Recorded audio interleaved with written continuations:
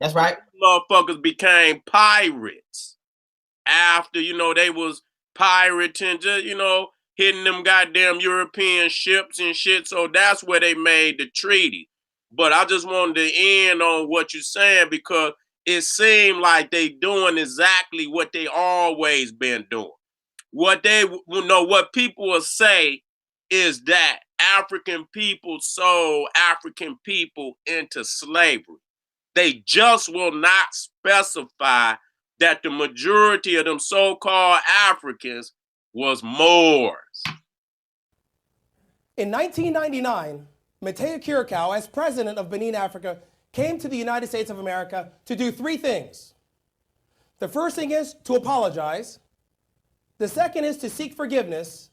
And the third thing is to seek reconciliation for his country's participation in the African slave trade. Did anybody hear about that? Ladies and gentlemen, this is the head of state of an African nation who came to the United States of America to apologize for his country's export of 3 million of their own people. Export of 3 million of their own people. Export of 3 million of their own people. Export of 3 million of their own people in the African slave trade, and nobody in the United States of America has heard about it. How could that be?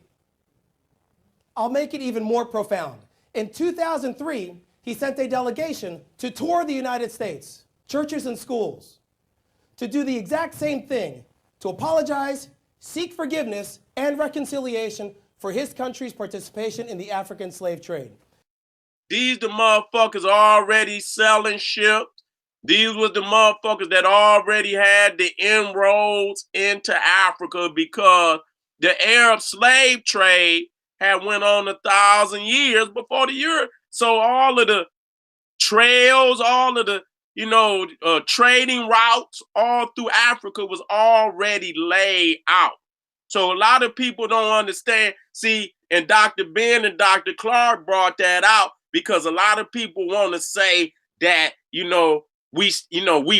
our people came from West Africa. All the people did not come from no goddamn West Africa. There came a time in 1506, after we lost power in Spain, the Africans ruled Spain from 711. We were calling ourselves Moors, M-A-U-E-R-S, then M-O-O-R-S. Hold up. Did he just say what I think he just said? We were calling ourselves Moors, M-A-U-E-R-S, then M-O-O-R-S. Yep, he sure did. So a lot of people don't understand. See, and Dr. Ben and Dr. Clark brought that out. Because you answer to such stupid words like Negro and color and black. You have no nationality. Negro is not a nationality. Some lazy Portuguese or Spaniard took an adjective and made a noun out of it. Colored is not a nationality. Black tells you how you look, but it don't tell you who you are. Right. Oh no, that was a motherfucking lie. It was Moors selling our people to them Europeans. It was Moors. Thibaut Till. You look that bitch up. One of the biggest slave traders in Africa. A fucking Moor. A fucking nigga Arab. And I'm gonna end on this. That one brother, Henry Gates. He worked at Harvard.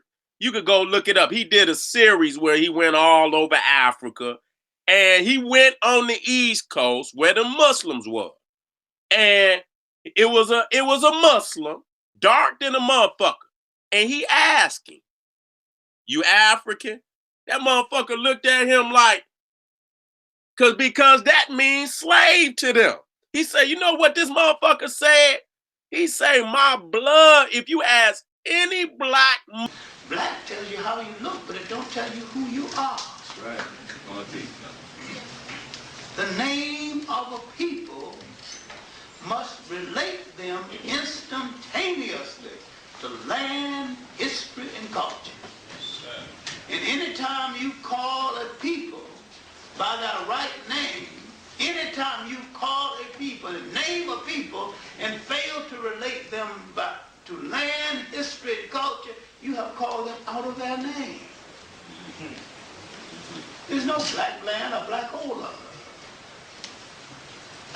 There's nothing wrong with the word black. Nothing wrong with it at all.